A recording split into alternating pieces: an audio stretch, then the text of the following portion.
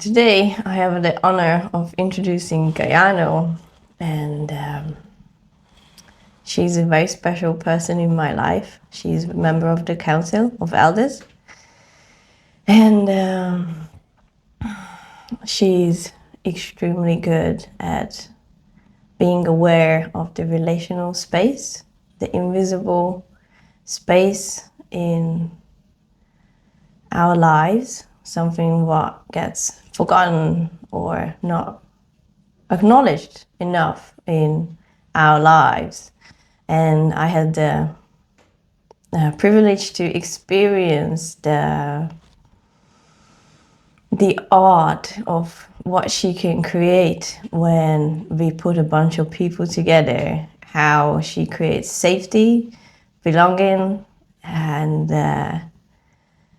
all of a sudden we have a bunch of people who become family and a strongly knit sisterhood from nothing, just through pure magic, pure feminine magic. And she's one of the most selfless people I've come across in my life. She's offers her support immediately with so much openness that it can feel very overwhelming at times, and it's hard work to receive it, but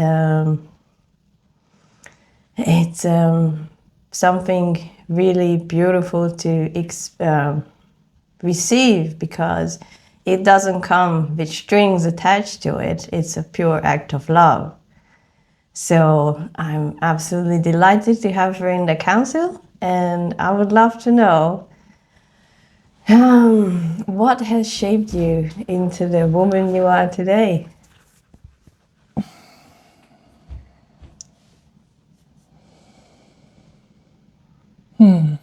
Well, bless you for the invite, for the crafting of the time here, for giving a place to show up and share something of what's there for you, and an invitation to me. I get to live my life from the inside out, not the outside in. So over many years,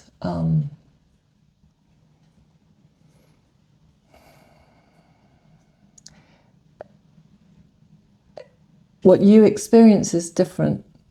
You speak to things that I kind of recognize, and yet I'm not attempting to craft. But there is something, maybe there's a sense of my eye on the detail of the gaps and of the mycelium network that can happen when we gather, and especially when we gather without putting on top of what we're doing an outcome. You know, there's something for me about the magic of living in the cracks and the spaces and not trying to fill those as we come together as a group of people.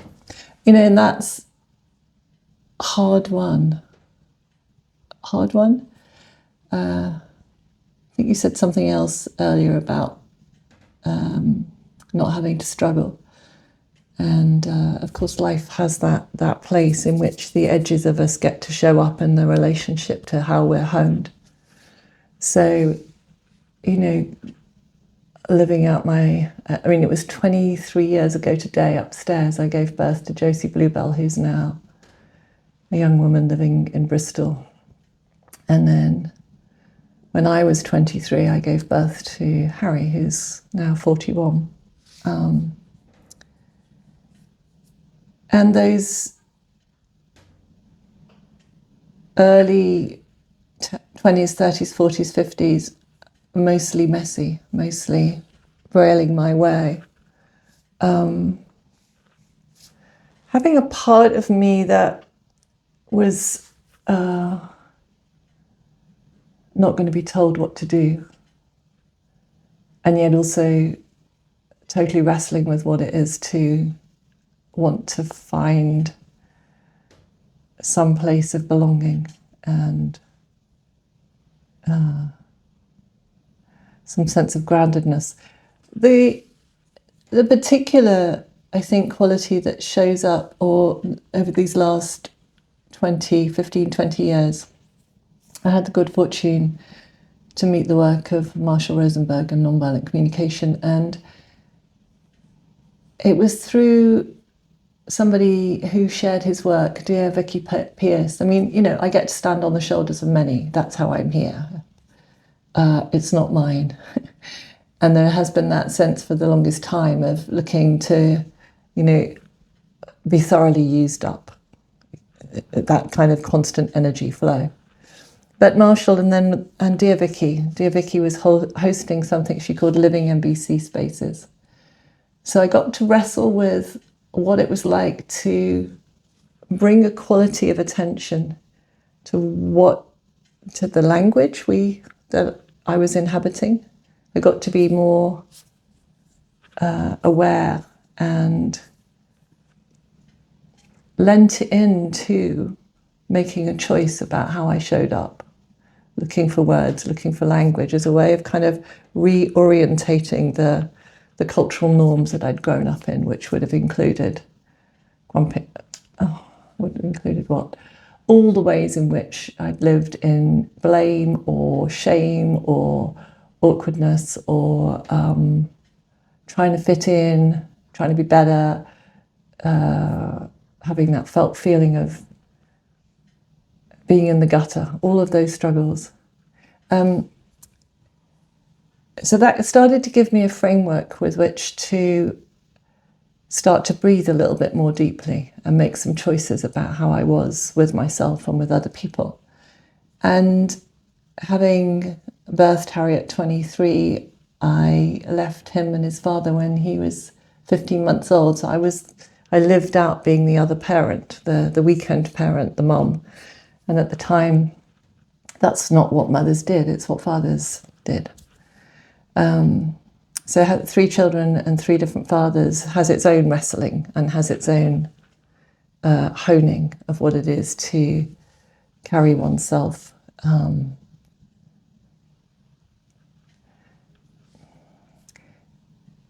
You know, those seem kind of long gone now. I almost can't remember that 20, 30, 40, 50-year-olds. I do remember it struggling. And I do remember, so having met Vicky and met the work of nonviolent communication, which simply gave me a sense of where am I speaking from? Am I using language that is perpetuating blame and othering, or am I more fully wondering what's going on for me and trying to let you know from a different place? I then went on to meet the likes of Stephen Jenkinson and Martine Prechtel and Robin Wall Kimmerer and Lila June Johnson and good friends to work with. I also went on and crafted many different living spaces so that people could come together with their families, with their partners, with the partners and partners, with all of the stuff of what it is to try and raise oneself and kids at a time when practicing the skill of neediness was not well honed. And so a lot of the gifts that somehow have come my way have been in the having an idea, setting up Loving and Living with Children, gathering 50 people together, half of whom are under 16, and figuring out how we are with each other for a few days, cooking together, learning together. So and partly it's good folk that have come my way, very good folk, that I've also sought. It didn't happen by accident. And the part of me that's constantly put myself on the edges of things and the not knowing of things and trying to figure it out from the inside out. Thank you. Thank you for that. I love what you say about I stand on many people and that's how you rise. And that's exactly the kind of support network what we need to build for one another, so everybody gets that support what we need.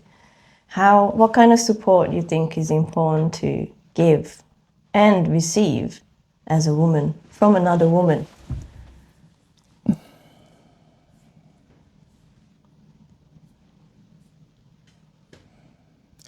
It's almost an impossible question, as straightforward as it seems. And of course, there's a whole list that could come tumbling out, but they don't.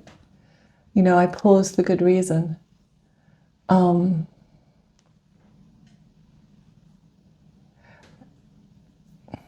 The many intricate ways in which the day-to-day of our lives is enabled and contributes to us being able to raise young ones.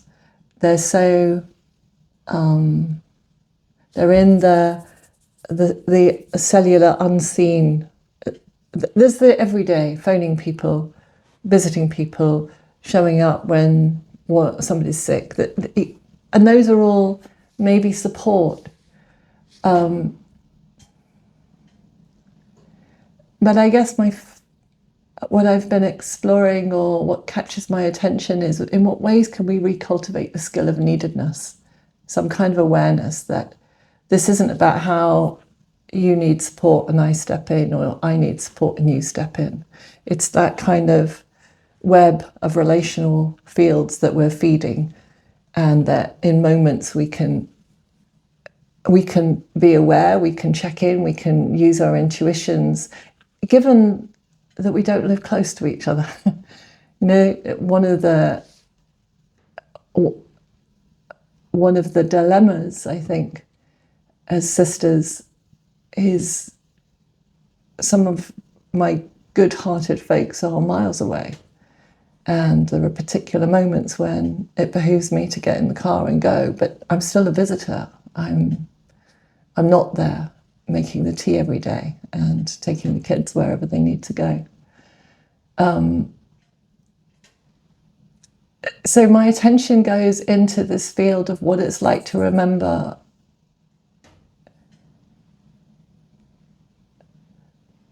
some sense of the skill of neededness without knowing exactly what that is, but it's an orientation maybe. Could you explain it a little bit more in what that skill of neediness is?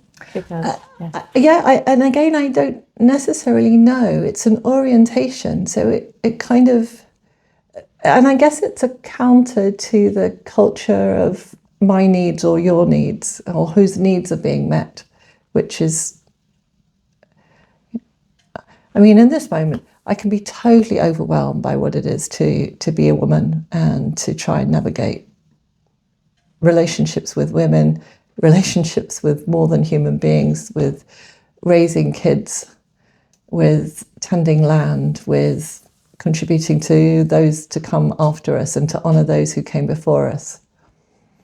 So maybe it's a quality of that counterweights the I'm needy, or I'm the one that always needs support, or support looks in a certain way, or if I get support, I need to pay it back. It's actually untethered from that, the ways in which you show up. One of the examples, I was hosting something called a village-minded camp, and there was a young woman there with 3 kids under 5. And for me, part of that time together was that we needed people to go and take the kids to hang out with the horses. And she was wrestling all the time with, but I haven't done the washing up. I haven't come and chopped the vegetables. And I know we need people. We need someone in our midst to be taking the kids to go and hang out with the horses. Or we need somebody in our midst to be resting. We need someone in our midst to be chopping and washing up. But it's that sense of this isn't a transactional relational field. It's a mycelium field, and things pop up in different ways at different moments. So there's something about a shift from who needs support, who gets support, how you have to pay for it back, all of those constraints, to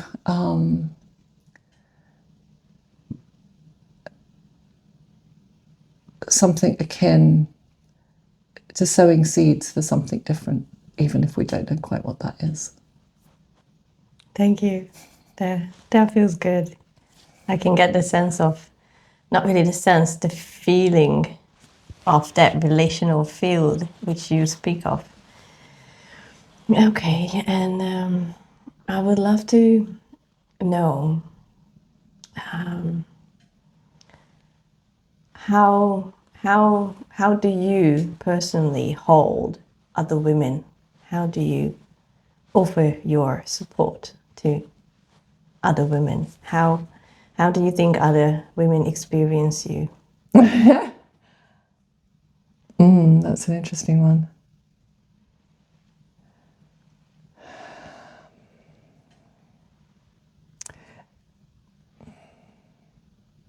Take your time.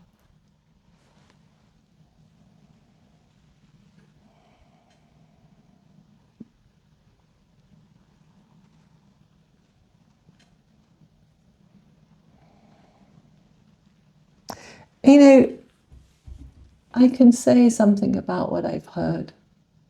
You know, people. I had once heard from one of the trainers, or I'd hosted a big event. He was somebody who was wondering why he'd never had a film made of his work, and I was like, oh, we could do a film. So there's a part of me that's like, oh, we could do this. That's where my creative energy goes. You know, I wish it was like yours, who was going to carve things or plant things, but it's the energy I've got. And at some point towards the end, he said, oh, that's Guyano's love in action. So there's something about it being action orientated that I know that lives in me. And it's any number of things. It's remembering to send a text. It's seeing a family who is struggling and saying, we could set up a WhatsApp group so you never have to be alone with each other with what you witness. I'll sit there in the background and you've got a witness to what you're saying with one another. And I'll step in at times on that WhatsApp channel. People will say all sorts of very tender, loving things about the ways in which they see me, notice them, or check in with things, or proactively offer things. A lot of it has been about networking. So I'll have something will come in as an idea, and it's very obvious in my body to share that out. So some part of things is about keeping things moving, and I make connections, and people can feel that connection. It's like, oh yeah, there's a woman who has no family at the moment, and she'll say, oh, Guyano's one of the ones who will be in touch regularly and just check in, how are you doing, kind of thing. So it's, in some ways it's very action orientated, but of course that comes from some kind of awareness. Who's on their own at the moment, who's got people phoning them, is there a particular thing going on? And what I notice is that it's very obvious to me to step into those moments when there's a particular stretch in people's lives.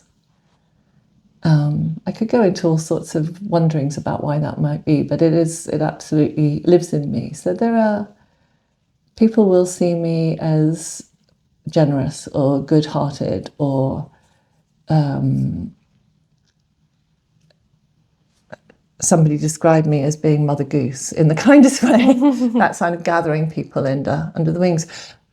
But I don't know, I still live inside me, which has all my own wrestling, much less so now. But the wrestling with what kind of person I am, what my motivations are, the everyday stuff of what it's like to be human here in the West as a woman. So I have all of those. So my heart doesn't actually feel like people tell me it is.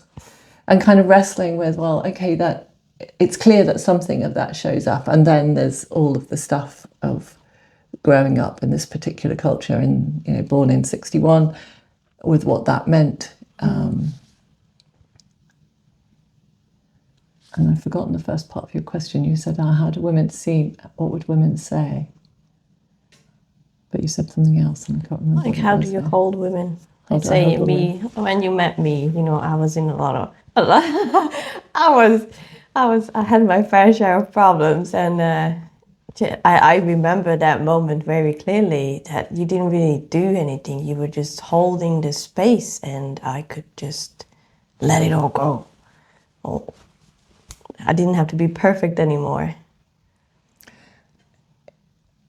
Absolutely. You know, that myth of perfect and that myth of having it all together. And you know, I'm really aware that there is, for some people who I meet, this is a really good fit, and others, it just wouldn't be at this time. So there's partly something about showing up. So it would be an active thing. You had come into the sphere of things. I was hearing a little bit, and it was like, oh, I could come over. And so there's that willingness to not sit still, but to move towards. So that's something about it, moving towards. But the quality of moving towards, I think, has been honed over the years. Certainly at one point in my life, I wanted some strategy to give people the capacity needed to navigate their lives with a kind of sense of responsibility and a sense of welcome. And I'm much more kind of bowed to my knees in the humility of what it is to be ourselves and each other, and to grow up in this particular culture at this particular time. So the coming and sitting with you is about curiosity, it's about humility, it's about a willingness to wonder aloud with you, to see if there's, you know, we could have had a different conversation, and that might have led me to do something different, take your washing, bring a meal. It will absolutely show up in the relational space. I've had people staying here, many times. That's included A&E visits to psychiatry departments. It's all of those many different ways of proactively listening in the ways that I can, and then offering, but without putting on to somebody that this is, because I don't know, you've got what you've got, and to stay steady with that and to kind of listen. So a lot of the time I'm listening, you know, does this get said now or not? You know, is that likely to feed the space? And what do I pay attention to? You know, as you said, it's difficult to receive. I mean, that's a tragic thing, but it's true. So what is it like to kind of sit, knowing that people can have all sorts of reactions?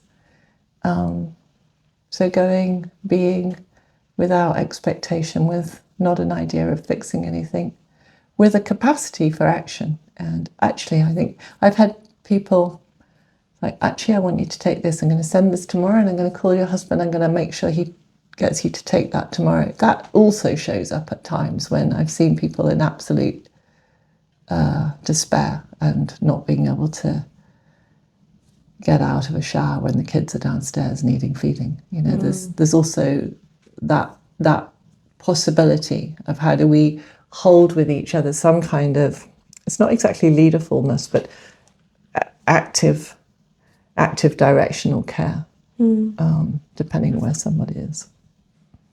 Yeah, thank you. I just want to highlight how difficult I think it is to offer help in a way that you're not imposing on somebody. I think it's a real skill of coming from a place of like selflessness. You're not helping because you are trying to get an outcome out of the situation. You're just helping because it feels good, and in a way that you're aware of not imposing yourself on somebody else's will or being. I think that is a real skill and not something we experience very much today through to how we live or how we grown up. And last question would be, in the Council of Elders, the importance is connecting the elders to the younger generation. And I'm wondering, from a point of an elder, what does it mean to you to connect and offer your wisdom to the young generation in a way that is being honored and respected and acknowledged for your life, your lived experience and your wisdom. Thank you.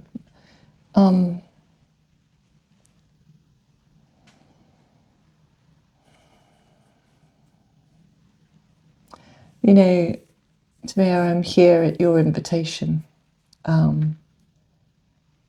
In a way I don't know. I'm finding out. I can sense the worthy, burdensome, the burden of it, being asked of. I remember the first time I had a felt feeling of being asked of by another adult was by Stephen Jenkinson. It was back in 2013. And we were talking, my middle child, Dan, was probably 16 there. And this very visceral conversation where he was the first person to sort of ask more of me. And I could feel I was hungry for it. It wasn't that somebody was trying to empathize or track my needs, or it was just like, there's more of you. So that journey to being an adult, whatever that is, that's been elusive to me, the felt feeling of like, when am I going to grow up?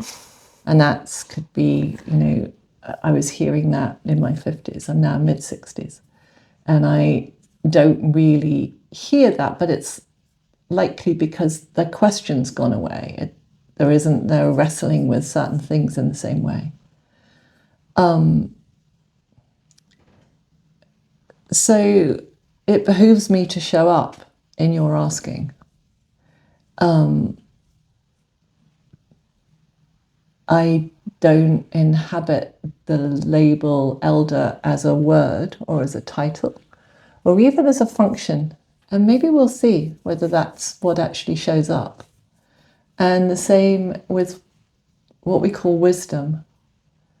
You know, if I get to contribute in some ways to others, whether it's women or men, old or young, that is part of their ongoing learning, with an eye to being a human being in relationship. This isn't about me, and it's not about you. You know, part of what's been really strong for me is I show up not for you, not for me, but in the doing so, may it be that it cascades in different ways, that what we do together is in relationship to your son Dylan, is in relationship to other friendships, it's in relationship to the land and the beings around us. So I am finding out what this is and how this shows up in the being asked of. It's not comfortable, but I guess I stopped seeking comfort a goodish while ago. That wasn't the main thing about whether I'm comfortable and whether I've got to work out which part of me is showing up. Am I being authentic? And all of those questions have somehow loosened their demands and rights to know, and are part of the compost of the days that I've lived out. So this is a relational field, and it continues to be so. I've worked with a woman recently called Nora Bateson, who set up something called Warm Data Labs. And she talks about lifing and meadowing. And I'm smitten and delighted, you know, all of the things that go into making a meadow and its ever-changing nature. And, you know, what one aspect of that meadow shows up with at one point and not the other, and the relationships, the invisible and tangible relationships that constantly affect each other. Those seem incredibly worthy to me to share. So I show up in relationship with being asked of, and that will probably continue. I'll also show up because I'll have an idea for something and I'll feed it into the space, but it'll still be, it's in relationship to the whole. That's not just humans. That's not just it's all age humans, but it's all beings too. And I'm still hugely learning. I don't get to be an elder. Our culture has long not had that in our midst. So start with the poverties of our time and don't let that put me off from showing up when I can, bowing when I mess up, whatever that is, or whatever I consider that to be, being untethered from the outcome of what we do. One particular learning, I hosted a big group. We went to Denmark with people from all over Europe, and it was all funded under the auspices of village making. And one person live at the time was beside himself with a sense of being traumatized. And often that's because I've gone into a place and instead of having rotas for washing up or some clarity about certain things, I'm looking for the gaps. Mm-hmm. So I show up with the gaps, and that can be incredibly combobulating. I think it was 2 years later, he came back with that. That was the most profound thing that I'd had in my life. It completely. And it was over time that it could be well met. So there's something in me of knowing that what we do now is what we do now, and things keep growing. And I don't know where they go to, what they start looking like. Yeah, beautiful. And, in our previous conversation, you mentioned how Stephen Jenkinson says that it's the younger generation who needs to draw out the wisdom from the elder. And the elder herself or himself can't really become the elder without this drawing force happening. So maybe that is what we're doing. I don't really know what we're doing. You don't really know what we're doing. But something is happening, and we will see what is happening through the process. And I feel like that's a beautiful way of finishing this introductory video. And thank you so much for showing up and being here. And I hope you guys had a good feel of how it feels to be inside the council.